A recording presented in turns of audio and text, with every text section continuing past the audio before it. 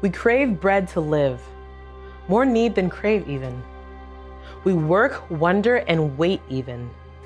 We spin, struggle, and slave even. To get our fix, to know where our next meal comes.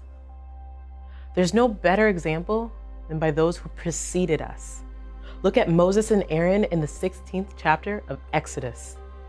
Their craving for that bread turns treasonous. Just 45 days removed from slavery, all of Israel complaining, even desiring to go back to that slavery. In the desert, the whole community grumbled against Moses and Aaron. The Israelites said to them, "If only we had died by the Lord's hand in Egypt, there we sat around pots of meat and ate all the food we wanted. But you brought us out into this desert to starve to death." But for them, God provided bread from heaven, enough for each day. He united a group divided and guided them back to himself, relying on trusting him instead of ignited by a blighted and short-sighted view of the past.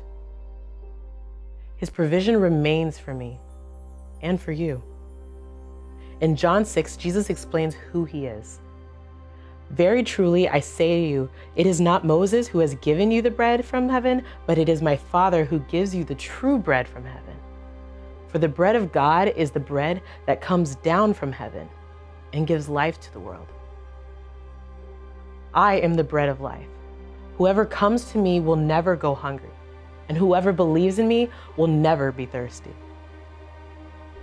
Your ancestors ate the manna in the wilderness, yet they died.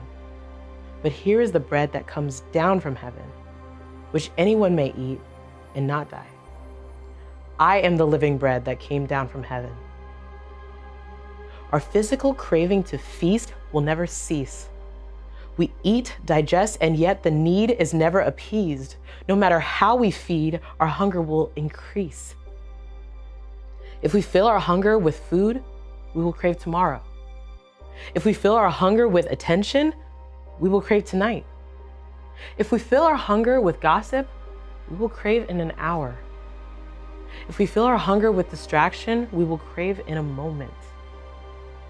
If we fill our hunger with anger or humor, with crowds or isolation, with noise or quiet, with social media or television, with lust or love, with sin or service, with judgment or acceptance, if we fill our hunger with anything besides the one and only bread of life, we will hunger again. Sooner than we want to admit.